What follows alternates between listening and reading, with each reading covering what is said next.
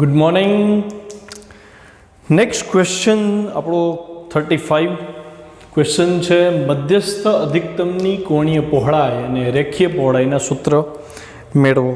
આ થઈ જાય ને પછી ઉદાહરણ નેક્સ્ટ આપણે લગભગ 10.5 બાકી રાખ્યું હતું તો એ કરશે. આ થઈ જાય પછી કરવાની મજા આવશે. ઓકે, ચલો. મધ્યસ્થ અધિકતમની કોણીય પહોળાઈ અને રેખીય પહોળાઈ બે પ્રકારની પહોળાઈની વાત છે. તો પહેલાં ડાયાગ્રામ જોઈ લો. વિવર્તનની વાત હાલે છે તો મેં એક સ્લિટ લીધી છે, સ્લિટની પહોળાઈ એ છે અને આ જે ડ્રો કર્યું છે આ મધ્યસ્થ અધિકતમનો ગ્રાફ છે. આ જે છે એની મેક્સિમમ ઇન્ટેન્સિટી આપે છે, બરાબર. પછી અહીંયા ઇન્ટેન્સિટી ઘટી જાય, પછી સાવ ઇન્ટેન્સિટી ઘટી જાય. આ જે પહોળાઈ છે છોકરાઓ, અહીંથી આ જે અંતર છે, અહીંયા પ્રથમ ન્યૂનતમ રચાણું, અહીંયા પ્રથમ ન્યૂનતમ રચાણું, અને આગળના લેક્ચર્સમાં આપણે એવી ડિસ્કસ કરી હતી કે બે પ્રથમ ન્યૂનતમ વચ્ચેના અંતરને મધ્યસ્થ અધિકતમ કહેવાય. ઓકે, તો મધ્યસ્થ અધિકતમની રેખીય પહોળાઈ એટલે આ અંતર, જેને આપણે બીટા 0 વડે દર્શાવેલ છે. યાદ રાખજો, વિવર્તનમાં મધ્યસ્થ અધિકતમની રેખીય પહોળાઈ એટલે આ અંતર, પ્રથમ ન્યૂનતમથી સામેની બાજુના પ્રથમ ન્યૂનતમ વચ્ચેનું અંતર, એ રેખીય પહોળાઈ બીટા 0 છે. અને કોણીય પહોળાઈ એટલે અહીંથી અહીંયા સ્લિટના સેન્ટર સાથે જે ખૂણો બને છે, આ ખૂણાને કોણીય પહોળાઈ કહેવાય. એટલે એ 2 થીટા બને. તો તમારે થીટા શોધવો પડે, કોણીય પહોળાઈ મળી જાય, પછી ખૂણો મળી જાય તો આ ભાગને હું ચાપ કહી દઈશ ને આ ભાગને ત્રિજ્યા કહી દઈશ. અહીંથી આ જે અંતર છે એ ડી છે. ઓકે, ચલો થિયરી જોઈએ. ધારો કે મધ્યસ્થ અધિકતમની કોણીય પહોળાઈ એટલે શું? તો કે મધ્યસ્થ અધિકતમની બંને બાજુના પ્રથમ ન્યૂનતમ વચ્ચેનું કોણીય અંતર, એટલે કે આ બે પ્રથમ ન્યૂનતમ છે એની વચ્ચેનું કોણીય અંતર એટલે મધ્યસ્થ અધિકતમની કોણીય પહોળાઈ.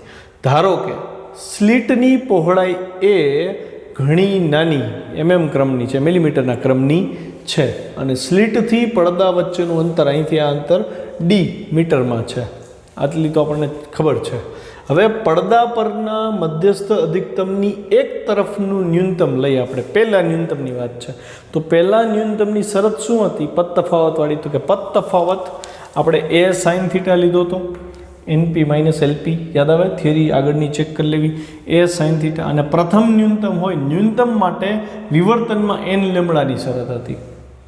વ્યતિકરણમાં n લેમ્બડા એટલે પ્રકાશિત શલાકા આપે, બરાબર, અને આમાં ન્યૂનતમમાં n લેમ્બડા આપે એટલે અપ્રકાશિત શલાકા. તો n લેમ્બડા લીધું. n બરાબર 1 થાય કેમ કે પ્રથમ ન્યૂનતમની વાત છે. તો અહીંયા એ અને થીટા તો સૂક્ષ્મ હોય એટલે સાઇન થીટાની બદલે થીટા થઈ જાય. તો અહીં કારણ આપણે લખીએ થીટા સૂક્ષ્મ છે. ખ્યાલ આવ્યો? તો એ થીટા બરાબર લેમ્બડા થયું. તો થીટા મળી ગયો તમને છોકરો લેમ્બડા બાય એ, એટલે આ ખૂણો તમે મૂળ્યો. તો આ બેનો ટોટલ એટલે 2 થીટા કરો એ આપણને કોણીય પહોળાઈ મળે ને. તો હું અહીં શું લખીશ? 2 થીટા મધ્યસ્થ અધિકતમની કોણીય પહોળાઈ થાય. ઓકે, મધ્યસ્થ અધિકતમની કોણીય પહોળાઈનું સૂત્ર 2 થીટા બરાબર, આને બેને બે વડે ગુણ નાખે એટલે 2 લેમ્બડા બાય એ થયું. સમીકરણ નંબર 2. ખૂબ અગત્યનું. અહીંયા એક વસ્તુ તમને યાદ કરાવી દઉં કે આપણે એવી ચર્ચા થઈ હતી કે જે મધ્યસ્થ અધિકતમ છે વિવર્તનના કિસ્સામાં એની પહોળાઈ બાકીના અધિકતમ જે હતા એના કરતાં લગભગ બમણી હોય છે. એટલે આની પહોળાઈ બમણી, જ્યારે આ બધા અધિકતમ જે મળશે ઉપર નીચેના એની પહોળાઈ આના કરતાં અડધી હોય. એવું આપણે અંદાજે ચર્ચા થઈ હતી કે અંદાજે આવું હોય છે. હવે એને સાબિત કરશે કે ભાઈ હા, આની પહોળાઈ જે મળે છે એના કરતાં અન્ય ક્રમના અધિકતમ જેની પહોળાઈ આનાથી અડધી હશે. ઓકે, જુઓ ધ્યાનથી તો મને કોણીય પહોળાઈ મળી ગઈ. હવે આકૃતિ પરથી જો હું એમ કહું 2 થીટા સૂક્ષ્મ છે, આ સૂક્ષ્મ છે, તો અહીંથી આ જે અંતર છે છોકરો, આ અંતર, આને હું ચાપ કહી શકું કે નહીં? આ અંતરને આપણે ચાપ તરીકે લેશું. જો 2 થીટા બરાબર ચાપના છેદમાં ત્રિજ્યા. ચાપ એટલે શું? તો કે અહીંથી આ અંતર, એ અંતરને આપણે બીટા 0 કીધું હતું. મધ્યસ્થ અધિકતમની રેખીય પહોળાઈ બીટા 0 છેદમાં કેપિટલ D. યાદ આવ્યું? તો હવે 2 થીટા સમીકરણ 3 કીધું, આ સમીકરણ 2 છે. 3 અને 2ની ડાબી બાજુ સરખી, તો આ બે સરખા થાય ને. તો મેં બેને સરખાઈ દીધા એટલે બીટા 0 બાય D બરાબર 2 લેમ્બડા બાય એ. તમારે રેખીય પહોળાઈ શોધવી હતી, રેખીય પહોળાઈ બીટા 0 છે તો બીટા 0 કરતાં બનાવ્યું. શું મળ્યું? બીટા 0 એટલે 2 લેમ્બડા D બાય એ. આ તમને મળી મધ્યસ્થ અધિકતમની રેખીય પહોળાઈ, મીટરમાં મળે. ખ્યાલ આવ્યો? તો આ સૂત્ર છોકરાઓમાં છે ને ઘણા બધા સૂત્ર આવે છે, તો જે નંબર આપ્યા ને એની યાદી બનાવતા રહેજો, બરાબર? નહીતર કાંઈ ખબર પડશે નહીં. છેલ્લે આના MCQ આવશે ત્યારે એકનો બીજામાં, બીજાનું ત્રીજામાં ફોર્મ્યુલા મૂકવાના થશે, તો સૂત્ર બહુ પરફેક્ટ યાદ રાખવા પડશે તમારે, બરાબર? હજી આપણને મધ્યસ્થ અધિકતમની સલાહકાર મળી. હવે માની લો તમને એમ પૂછે પ્રથમ અધિકતમની પહોળાઈ કેટલી, દ્વિતીય અધિકતમની પહોળાઈ કેટલી, તો એ શોધવી પડશે. આ તો મધ્યસ્થની જ મળી. તો એડિશનલ, ભલે આમાં મેં ક્વેશ્ચનમાં મધ્યસ્થ અધિકતમ જ કીધો છે, પણ એડિશનલ માહિતીમાં હું તમને ગૌણ અધિકતમની એ શીખવાડું છું. તો આટલો ભાગ જે છે એ તમારે નોંધ કરીને એડ કરવાનો રહેશે. ખ્યાલ આવ્યો? β0 મધ્યસ્થ અધિકતમની રેખીય પહોળાઈ છે, જે મધ્યસ્થ અધિકતમની બંને બાજુના પ્રથમ ન્યૂનતમ વચ્ચેનું અંતર છે. હવે વાત આવે છે ગૌણ અધિકતમની કોણીય પહોળાઈ. ગૌણ અધિકતમ એટલે પ્રથમ અધિકતમ, દ્વિતીય અધિકતમ, તૃતીય અધિકતમ, આ બધા ગૌણ અધિકતમ થયા. મારે એનમાં અધિકતમની કોણીય પહોળાઈ જોઈ છે. તો એના માટે હું ડાયાગ્રામ તમને સમજાવીશ. માની લો કે આ જે મધ્યબિંદુ હતું O હતું, આ મધ્યબિંદુ O છે. હવે હું એમ કહું કે અહીંયા nમું અધિકતમ છે છોકરાઓ, તો આવી રીતનું થયું. આ અધિકતમ કીધું છે એટલે અહીંયા ઇન્ટેન્સિટી મેક્સિમમ હોય ને, સમજાય છે? આ મધ્યસ્થ અધિકતમ હતું એ આવી રીતનું હતું આપણી પાસે. આ nમું અધિકતમ છે. કેટલામું અધિકતમ છે? nમું અધિકતમ. તો nમું અધિકતમ છે એની મારે પહોળાઈ જોઈ છે, કોણીય પહોળાઈ એટલે આ જોઈ છે. તો તમારે આ ન્યૂનતમ લેવું પડે અને આ ન્યૂનતમ લેવું પડે. ખ્યાલ આવે? તો આ ન્યૂનતમ છે એ nમું ન્યૂનતમ થાય, ઓકે? અને આ જે ન્યૂનતમ છે એના કરતાં એક વધારે. અહીંયા કેમ આ 0મું અધિકતમ હતું તો અહીંયા પ્રથમ ન્યૂનતમ હતું, તો આ nમું અધિકતમ છે તો આ n+1મું ન્યૂનતમ થાય. સમજાણું કે નહીં? તો તમે શું કરશો? તો કે n+1મું, અહીંયા તમે શું કર્યું હતું? તો કે પ્રથમ ન્યૂનતમનો આ ખૂણો ગોઈતો હતો ને, તમારે અહીંયા n+1મું ન્યૂનતમ જે મળે આ સ્ક્રીન ઉપર n+1મું ન્યૂનતમ મળે એ ખૂણો ગોતવાનો, એટલે થીટા n+1 થશે. એટલે આનો જે ખૂણો મળે O સાથેનો એ ખૂણો કેટલો થશે? Theta n+1, n+1માં ન્યૂનતમનો. પછી હું આનો ખૂણો શોધીશ, આ ખૂણો. તો આ ખૂણો શું થશે? થીટા n થશે, nમાં ન્યૂનતમનો ખૂણો. તમારે તો કોણીય પહોળાઈ આ જોતી હતી ને, તો કોણીય પહોળાઈ આટલી થશે. તો હું શું કરીશ? તો કે થીટા n+1માંથી થીટા n બાદ કરીશ એટલે મને આ મળી જશે. કોણીય પહોળાઈ મળે. કોણીય પહોળાઈ મળી જાય પછી આને ઓલમોસ્ટ પેરેલલ લેશે, તો આ ચાપ થશે એટલે વળી ચાપ છેદમાં ત્રિજ્યા એટલે થીટા n+1 - થીટા n થશે. ખ્યાલ આવ્યો? તો જો nમાં અધિકતમની કોણીય પહોળાઈ એટલે nમાં અને n+1માં ન્યૂનતમ વચ્ચેનું કોણીય અંતર. શબ્દ પકડજો, nમું અધિકતમ એટલે આની કોણીય પહોળાઈ એટલે nમું ન્યૂનતમ, અહીંયા ન્યૂનતમ આવે, પછી n+1મું ન્યૂનતમ, એ બે ન્યૂનતમ વચ્ચેનું જે ખૂણો છે એ એને કોણીય પહોળાઈ કહેવાય nમાં અધિકતમની. તો nમાં ન્યૂનતમનો ખૂણો કેટલો બને છોકરાઓ? તો આ સમીકરણ કેમ આવ્યું એની ઉપર આપણે ડિટેલમાં ચર્ચા કરી. તો આપણને ખબર nમાં ન્યૂનતમની શરત હતી a sin θ બરાબર n લેમડા. આ તો ખબર છે. થીટા સૂક્ષ્મ છે તો હું લખીશ a θ n. આ θ n એટલે nમું ન્યૂનતમ છે એટલે a θ n અને n લેમડા. તો હવે θ n કેટલું થાય? જો θ n બરાબર n લેમડા/a થાય. આ રીતે મેં સમીકરણ મેળવ્યું હતું. ખ્યાલ આવ્યો? તો nમાં ન્યૂનતમ માટે હવે n+1માં ન્યૂનતમની વાત કરીએ તો θ n+1 આના ઉપરથી ડાયરેક્ટ થઈ જાય ને, n ની બદલે n+1 લેમડા/a એમના એમ. ઓકે? હવે nમાં ગૌણ અધિકતમની કોણીય પહોળાઈ, તમે nમું ન્યૂનતમ લીધું, n+1મું ન્યૂનતમ લીધું, એ બેના ખૂણા લઈ લીધા, બે ખૂણાની બાદબાકી કરી નાખીએ તો તમને nમાં ગૌણ અધિકતમની કોણીય પહોળાઈ મળે.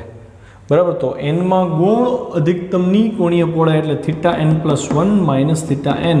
એટલે આ શું હતું? તો કે n+1માં ન્યૂનતમનો ખૂણો, nમાં ન્યૂનતમનો ખૂણો, એ બે ખૂણાની બાદબાકી એટલે જે કોણીય અંતર મળે એ nમાં અધિકતમનું અંતર મળશે. તો હું આમાંથી આને બાદ કરીશ. તો આનો બ્રેકેટ ઓપન કરો એટલે n લેમડા/a, n લેમડા/a ઉડી ગયા, વૈધા ખાલી લેમડા/a.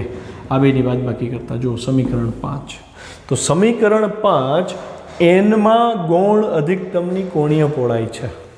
બરાબર છે? તો એનો મતલબ એવો થયો છોકરાઓ કે મેથેમેટિકલી આપણે એવું કહી શકીએ કે પ્રથમ અધિકતમ, દ્વિતીય અધિકતમ, તૃતીય અધિકતમ, ચતુર્થ અધિકતમ, એ બધાય અધિકતમની કોણીય પહોળાઈ લગભગ લેમ્બડા બાય એ જેટલી અચળ હોય છે. આમ થિયરીમાં એવું કીધું છે કે પહોળાઈ ક્રમશઃ ઘટતી જાય છે. એ વાક્ય આની સાથે કોન્ટ્રાડિક્શનમાં આવે, કેમ કે અહીંયા એમ કહે છે કે એનમી ગૌણ અધિકતમની વાત કરતો એ જો એન તો આવતો જ નથી, ઉડી જાય છે લેમ્બડા બાય. એટલે મેથેમેટિકલ સ્ટેપ એમ કહે છે કે બધી તીવ્રતાની બધી પહોળાઈ છે એ સમાન છે, જ્યારે થિયરીમાં આપણે ભણ્યા કે પહોળાઈ ક્રમશઃ ઘટતી જાય. તો ખરેખર પહોળાઈ ક્રમશઃ ઘટતી હોય છે, પણ એ જે ઘટાડો છે એ બહુ સૂક્ષ્મ હોય છે અને લેમ્બડા બાય એના મૂલ્યની આજુબાજુનો ઘટાડો હોય છે. એટલે મેથેમેટિકલી એનમી ગૌણ અધિકતમની કોણીય પહોળાઈ આટલી જ લેવાની થશે. બીજી વસ્તુ આપણે એવી ચર્ચા થઈ હતી કે કોણીય પહોળાઈ જે છે મધ્યસ્થ અધિકતમની જે કોણીય પહોળાઈ છે એ એનમાં અથવા તો કોઈ પણ અધિકતમની પહોળાઈ કરતાં બમણી છે. તો ધ્યાનથી જુઓ, આની કોણીય પહોળાઈ 2 લેમ્બડા બાય એ છે મધ્યસ્થ અધિકતમની, જ્યારે એનમાં અધિકતમની કોણીય પહોળાઈ કેટલી એવી લેમ્બડા બાય એ. જો આના કરતાં અડધી થઈને ખ્યાલ આવ્યો. હજી તો કોણીય પહોળાઈ રેખીય પહોળાઈ આપણે સાબિત કરીએ. હવે એનમાં ગૌણ અધિકતમની રેખીય પહોળાઈ બીટા હોય. જો અહીં એક ભૂલ થવાની સંભાવના શું, તો કે યંગના પ્રયોગમાં આપણે સલાકાની પહોળાઈ મેળવેલી, ફ્રિન્જીસની પહોળાઈ બીટા મેળવેલી. એ સૂત્ર આપણને મળ્યું હતું lambda capital D by small D વ્યતિકરણના કિસ્સામાં. એટલે હાસ્યમાં ઉપર લખજો અત્યારે જ, આ જ્યારે જોવો છો લેક્ચર ત્યારે જ, વ્યતિકરણમાં સલાકાની પહોળાઈ એને બીટા કહેતા હતા અને એ સૂત્ર હતું lambda capital D by small D. જે સ્મોલ ડી શું હતું, 2 સ્લિટ S1 અને S2 વચ્ચેનું અંતર હતું. યાદ રાખજો. અહીંયા શું થાય છે, અહીંયા ફરીથી બીટા જ સિમ્બોલ આપ્યો છે, પણ અહીંયા એનમાં અધિકતમની પહોળાઈ રેખીય પહોળાઈની વાત છે. તો જો બીટા બરાબર ખૂણો ગુણ્યા ત્રિજ્યા થઈ, કેમ કે બીટા એટલે આ ભાગ ચાપ જ થયો, આ વર્તુળનું કેન્દ્ર થયું, આ બે ઓલમોસ્ટ સેમ જ હશે, થીટા સૂક્ષ્મ હોય તો આ ચાપ થયો, આ ત્રિજ્યા કેટલી, તો કે અહીંથી આ અંતર આપણા માટે ડી હતું, તો આ અંતરમાં કંઈ ઝાઝો ફરક નહીં હોય, એ ડી જોઈ. એટલે ખૂણો ગુણ્યા ત્રિજ્યા, ખૂણો કેટલો હતો તો કે અહીંથી તમે જોયો ખૂણો લેમ્બડા બાય એ હતો, એ લખ્યો, ત્રિજ્યા ડી હતી, તો મને મળ્યું બીટા બરાબર લેમ્બડા ડી બાય એ, જે ઓલમોસ્ટ આના જેવું છે. ફરક પડ્યો, અહીંયા 2 સ્લિટ વચ્ચેનું અંતર છે સ્મોલ ડી, જ્યારે અહીંયા એક જ સ્લિટ હતી એની પહોળાઈ છે એ. તો વિવર્તનના કિસ્સામાં અધિકતમની પહોળાઈ સ્લિટની પહોળાઈના વ્યસ્ત પ્રમાણમાં છે, જ્યારે વ્યતિકરણના કિસ્સામાં સ્લિટની પહોળાઈ 2 સ્લિટ વચ્ચેના અંતરના સમપ્રમાણમાં છે.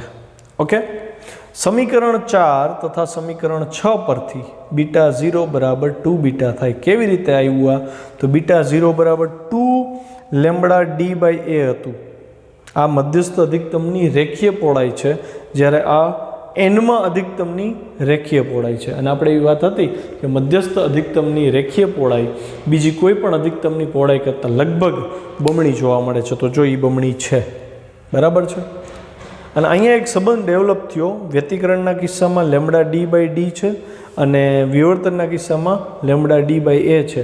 જો હું આને અને આને ગુણોત્તરમાં લઉં તો આનો સિમ્બોલ મારે બેમાંથી એકને ડેશ લગાડવો પડે, તો હું એવું કહી શકું ને બીટા અને બીટા ડેશ જે છે આ બેનો અગર ગુણોત્તર લઉં તો લેમ્બડા ડી બે એક જ જો સોર્સ હોય અને ડી ડિસ્ટન્સ સેમ રાખે તો લેમ્બડા ડી ઉડી જાય, વધે શું અહીંયા એ બાય ડી વધે.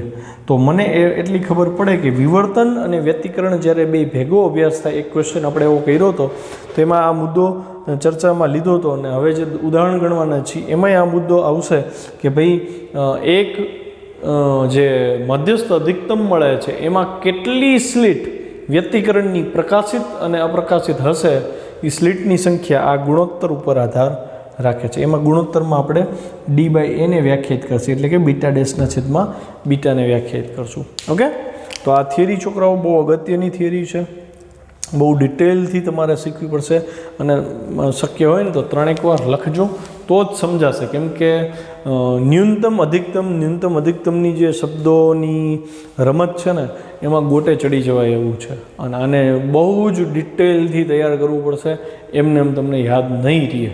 ઓકે, હવે દાખલો જોઈએ. ચલો, તો હવે ઉદાહરણ 10.5 જોઈ લઈ. હવે થઈ જશે, થિયરી આપણે પૂરી શીખી લીધી. તમને કીધું છે કે ઉદાહરણ 10.3માં જે વ્યતિકરણવાળું ઉદાહરણ હતું એમાં દરેક સ્લિટની પહોળાઈ એટલે કે એ કેટલી હોવી જોઈએ કે જેથી એક સ્લિટની ભાતમાં, એક સ્લિટની ભાત એટલે વિવર્તન, બે સ્લિટની ભાત એટલે વ્યતિકરણ. તો ઉદાહરણ 10.3માં બે સ્લિટની વાત હતી એટલે અહીંયા વ્યતિકરણની વાત હતી, અહીંયા એક સ્લિટની વાત છે એટલે વિવર્તન થશે. કે એક સ્લિટની ભાતમાં જે મધ્યસ્થ અધિકતમ મળે, છોકરાઓ મધ્યસ્થ અધિકતમની કોણીય પહોળાઈ આપણે મેળવી, રેખીય પહોળાઈ પણ આપણે મેળવી. કોણીય પહોળાઈને આપણે 2θ થી દર્શાવી હતી જે 2 ટાઈમ્સ લેમ્બડા બાય એ હતી, જ્યારે રેખીય પહોળાઈ હતી બીટા 0 થી આપણે ઓળખી હતી એ હતી 2 times lambda capital D by small A. Okay, તો એ યાદ રાખવું પડે. તમને કીધું છે કે ભાઈ એક સ્લિટની ભાતમાંના મધ્યસ્થ અધિકતમમાં બે સ્લિટ ભાતના 10 મહત્તમ આવે. બે સ્લિટ ભાતના 10 મહત્તમ એટલે વ્યતિકરણના 10 મહત્તમ આવે. મહત્તમ એટલે પ્રકાશિત. તો વ્યતિકરણમાં યાદ કરો પ્રકાશિત શલાકાની પહોળાઈ કેટલી હતી? વ્યતિકરણના કિસ્સામાં પ્રકાશિત શલાકાની પહોળાઈ હતી lambda capital D by small D, અને વિવર્તનમાં મધ્યસ્થ અધિકતમ જે હતું એની પહોળાઈ કેટલી હતી? રેખીય પહોળાઈની વાત થાય છે તો 2 times lambda capital D by a. સૂત્રની પ્રેક્ટિસ જ્યાં સુધી નહીં હોય ત્યાં સુધી આના દાખલામાં તો કોઈ રીતે ભેગું થશે નહીં. બરાબર છે, એટલે બહુ કેરફુલ રહેવું પડશે. વિવર્તન અને વ્યતિકરણના જે સૂત્રો છે એ આઈ થિંક તમે 10-10 વાર લખો ને ત્યારે માંડ યાદ રહેશે કે ભાઈ હા આનો ઉપયોગ અહીંયા થાય, આનો ઉપયોગ અહીંયા થાય. તો ચલો આપણે શરૂઆત કરીએ. સૌથી પહેલાં હું શું કરીશ, કોણીય પહોળાઈ અથવા તો રેખીય પહોળાઈ બેમાંથી ગમે એક મેળવીને ચાલે. ટેક્સ્ટબુક વડાએ જે સોલ્વ કર્યું છે કોણીય પહોળાઈ લઈને વાત કરી છે. મેં થોડુંક અલગ કરાવ્યું છે. મેં અલગ એટલે કરાવ્યું છે કે તમને એના સૂત્રો ઉપયોગ કરવાની ટેવ પડે. બરાબર, બાકી ટેક્સ્ટબુકમાં તો 2 સ્ટેપમાં પૂરું કરી દીધું છે. એમાંય જોજો સમજાઈ જશે. આ થઈ જાય ને પછી સમજાઈ જશે. ડાયરેક્ટ જોશો તો કંઈ ખબર નહીં પડે. જો સૌથી પહેલાં બે સ્લિટ વચ્ચેનું અંતર ડી 1 mm છે ઉદાહરણ 10.3 પ્રમાણે. 10.5માં એમ કે છે સ્લિટની પહોળાઈ શોધો એ. તો પહેલાં તો હું એક સ્લિટના પ્રયોગની વાત કરું એટલે કે વિવર્તનની વાત કરું તો એમાં મધ્યસ્થ અધિકતમની રેખીય પહોળાઈ આપણે મેળવી હતી બીટા 0 બરાબર 2 ટાઈમ્સ લેમ્બડા ડી બાય એ. વિવર્તન હતો ને એટલે એ આવ્યો. વ્યતિકરણ હોત તો ડી આવત ને 2 નો આવત. એમાં મધ્યસ્થ અધિકતમ હોય નહીં, એમાં બધા અધિકતમ સરખા જ હોય. અચ્છા, હવે બે સ્લિટના પ્રયોગમાં વ્યતિકરણની વાત છે તો એમાં પ્રકાશિત શલાકાની રેખીય પહોળાઈ, એક પ્રકાશિત શલાકાની વાત છે છોકરો. એક પ્રકાશિત શલાકા એટલે લેમ્બડા ડી બાય ડી થઈ. હવે વ્યતિકરણમાં હું પ્રકાશિત કહું કે અપ્રકાશિત કહું, બેની પહોળાઈ તો સરખી જ લીધી હતી ને આપણે, lambda capital D by D. મેં કીધું હતું આમાં બોલવામાં ધ્યાન રાખવું, lambda capital D by D એટલે ભૂલ ન પડે. ઓકે, તો આ તો એક સ્લિટની પહોળાઈ હતી. તો એવી તો આપણે આના અધિકતમમાં એટલે આનો ડાયાગ્રામ ઇમેજિન કરો ને તો કેવો થાય ખબર છે કે આ વિવર્તનનું અધિકતમ છે, આ કેસની વાત છે. આમાં પાછી 10 પ્રકાશિત શલાકા આવવી જોઈએ. એટલે ઇમેજિન તો કરો, આ 1 2 અને અહીંયા સમાવવામાં તકલીફ પડશે, બહુ મોટી પહોળાઈ વધારે રાખવી પડશે. પણ ટૂંકમાં તમે એવું સમજી શકો કે ઓલમોસ્ટ અહીંયા તમારે 5 શલાકા પ્રકાશિત અને અહીંયા 5 શલાકા પ્રકાશિત આવી રીતનું ડ્રો કરવાનો થાય ડાયાગ્રામ. એટલે આ એક થઈ, પછી આ 2 3 પછી 4 અને પછી 4.5 આવું થાય. સેમ વે અહીંયા આગળ વધવાનું થાય. બરાબર છે, તો આ રીતે તમે 10 પ્રકાશિત શલાકા આની અંદર સમાવવા માંગો છો તો એ જે એક પ્રકાશિત શલાકા મળી, આ જે ભાગ મળ્યો એની પહોળાઈ lambda by D into capital D છે. તો એવી 10 શલાકા હોય તો ગુણ્યા 10 થઈ જાય ને. તો આ લોજિક લગાડવાનું હતું. મેં રેખીય પહોળાઈમાં વાત કરી છે, ટેક્સ્ટબુકમાં કોણીય પહોળાઈમાં વાત કરી છે. બહુ જાજો ફરક છે નહીં, એમાં ખૂણા લઈને કર્યું છે. તો એ જોજો, એમાંય કંઈ તકલીફ હોય સમીકરણ કે એમાં એવું ન ખબર પડે તો મને પૂછો. હવે તમને તો કીધું હતું ને કે એક મધ્યસ્થ અધિકતમમાં 10 મહત્તમ શલાકાઓ મતલબ કે પ્રકાશિત શલાકા આવવી જોઈએ. તો હું એવું કહી શકું ને એક મધ્યસ્થ અધિકતમની પહોળાઈ બરાબર 10 પ્રકાશિતની પહોળાઈ બે સરખી થાય. એટલે મેં જો અહીં લખ્યું કે વિવર્તનમાં મધ્યસ્થ અધિકતમની પહોળાઈ બરાબર વ્યતિકરણમાં 10 પ્રકાશિતની પહોળાઈ. તો વિવર્તનમાં મધ્યસ્થ અધિકતમની પહોળાઈ એટલે રેખીય પહોળાઈ છે એટલે 2 lambda D by D by a છે એ લખ્યું, અને 10ની પહોળાઈ લેમ્બડા ડી બાય ડી છે એ રેખીય પહોળાઈ. એમાં જો 2 5 10 ઉડાડ્યા લેમ્બડા ખરેખર આ લેમ્બડા છે, મેં એડવાન્સમાં કટ કરી દીધા છે. વળી એક સમજશો કન્ફ્યુઝન વધી જશે. આ લેમડા કટ થઈ ગયા, ડી કટ થઈ ગયા. વધ્યું શું? તો કે 2 × 5 = 5 ના છેદમાં ડી વધ્યા, અહીં ખાલી એ વધ્યું, વ્યસ્ત કરી નાખ્યું. એટલે એ ઉપર આવી ગયો, ડી ઉપર આવ્યો, 5 નીચે. ડી તમને રકમ આપ્યો છે 1 mm, એમએમમાં છે છોકરાઓ, એટલે 1/5 એમએમમાં જ જવાબ આવ્યો 0.2 mm.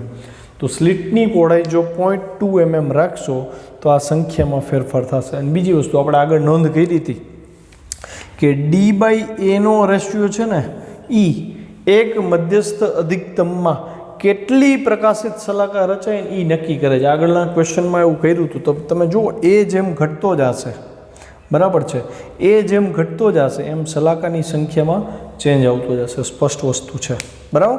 તો હવે નવો ક્વેશ્ચન છે, ક્વેશ્ચન 36. વિવર્તન ભાત જોવા માટેના સાદા પ્રયોગો સમજાવો.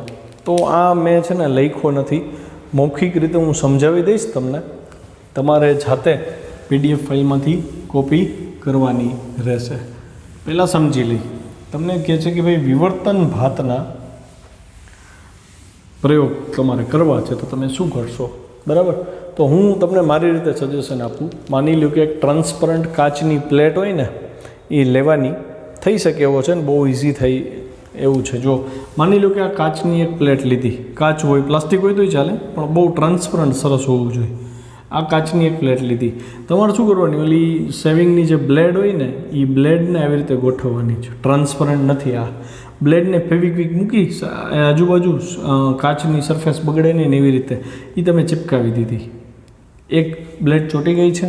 હવે બીજી બ્લેડ છે એને ધીમે ધીમે નજીક લઈ આવવાની છે. એવી રીતે નજીક લઈ આવો કે 2 બ્લેડની જે ધાર છે એ વચ્ચે ટ્રાન્સપરન્ટ કાચ દેખાવો જોઈએ, અને તમને ખબર હોવી જોઈએ કે એ 1 mmથી કેવો છે, ઓછો છે. અંદાજ લગાડી લેવાનો, કામ આપી લેવાનું. અને અહીંયા બીજી જે બ્લેડ છે એ ચોંટાડી દેવાની. That's it. તો 2 બ્લેડ ચોંટાડી દીધી. હવે તમે કાચને ઉપાડો તો તમને કંઈ ફરક પડતો નથી. હવે તમારે શું કરવાનું, તો અહીંયાથી બેક સાઈડનો જે લેમ્પ હોય, લાઇટ હોય, એને જોવાનું છે.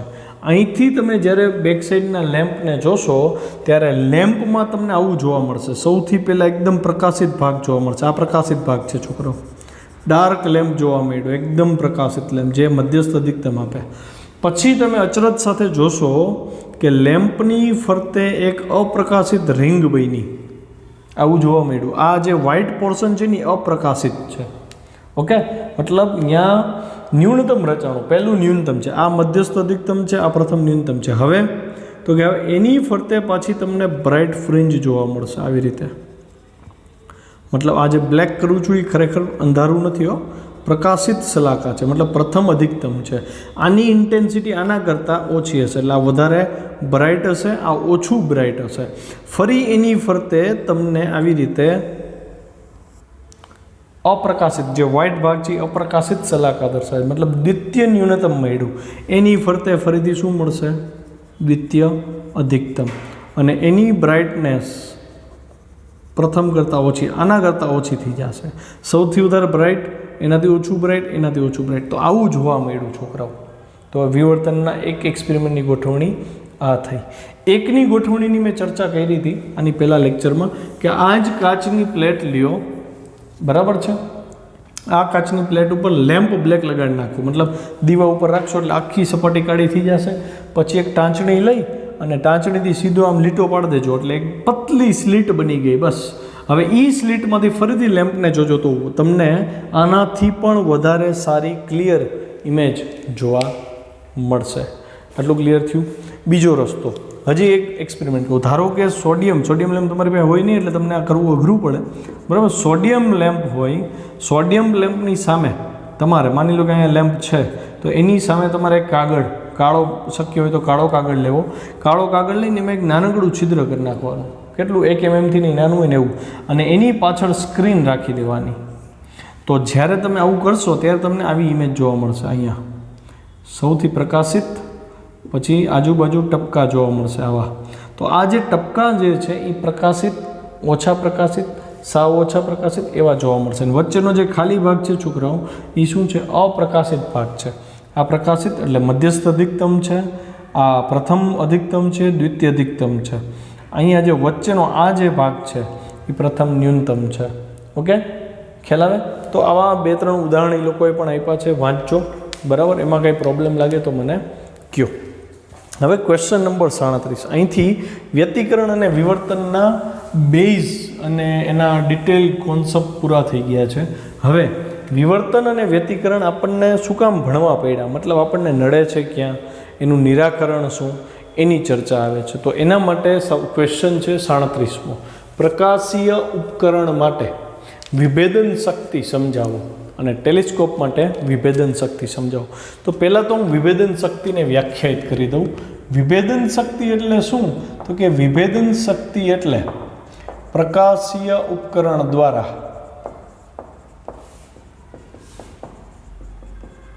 કોઈ બે પદાર્થને